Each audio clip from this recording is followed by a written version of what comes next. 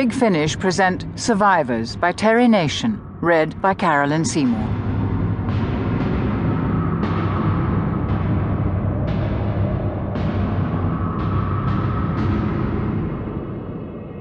Pandemic.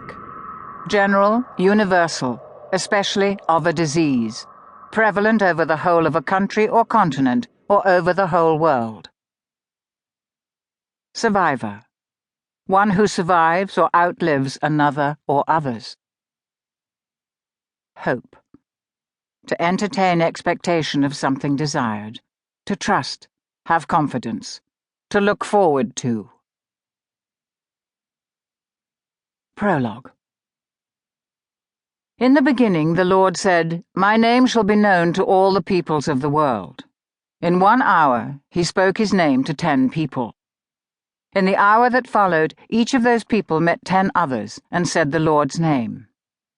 In the 3rd hour, each of those 110 met 10 more people and spoke the name of the Lord. At the 4th hour, each of those 1,210 disciples whispered the Lord's name to 10 more people. And so it continued. How many hours will pass before the name of the Lord has spread to all the peoples of the world? The Good Child's Book of Pastimes, 1850. In 1850, the population of the world was 1 billion. The answer to the problem was between 7 and 8 hours. Today, the answer would be between 8 and 9 hours. The Boeing inched forward to nuzzle the side of its nose against the walkway. As though conducting a symphony, the ground controller swept his arms downward in a dramatic gesture that signaled the finish. The orchestra of the engines died. The wheel brakes clunked. The drawbridge and canopy slithered across to the open front hatchway, tethering the great machine to the airport. There will be a brief delay before passengers can disembark. We apologize for this and would appreciate it if you would remain in your seats for a few minutes more. Thank you. A fuzzy click ended the announcement, and the voice of the stewardess was replaced by a track of syrup-smooth music.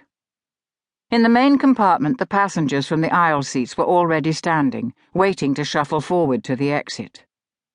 Now they seemed uncertain what to do. A few settled back into their seats, uncomfortable and bulky with raincoats and packages, flight bags, and plastic carriers from the duty-free shops at Charles de Gaulle Airport. "Will we be long?" The chief steward gave his professional calming smile. "Not more than a couple of minutes, sir." He indicated an empty seat to his questioner. The man remained standing. "What's the trouble?" "A passenger in the first-class cabin was taken ill. The captain radioed for an ambulance to meet us." "Is he bad?" The chief steward assumed a confiding voice. It combined gravity and reassurance. "He's in some sort of fever. We just want to give the medics a chance to get him off, and then we'll start disembarking. Now, if you'll excuse me." He moved on up to the first-class cabin. The man lay stretched across 3 seats at the front of the aircraft. A stewardess knelt on the floor beside him. The steady blast of cool air from the overhead ventilator had blown her hair free from the grip of the lacquer, and it lay in thick strands across her forehead. She looked up gratefully as the ambulance men appeared beside her. She got awkwardly to her feet, her legs stiff from being folded under her. The ambulancemen snapped the stretcher open and laid it in the aisle. They tossed aside the airline blanket that covered the passenger and lifted him onto the taut canvas. The man was shivering violently, but his face was glossy with sweat. His breathing was swift and shallow. His eyes opened and closed as though he were drifting in and out of sleep. The red stretcher blanket was flipped over the man, locking his arms to his sides.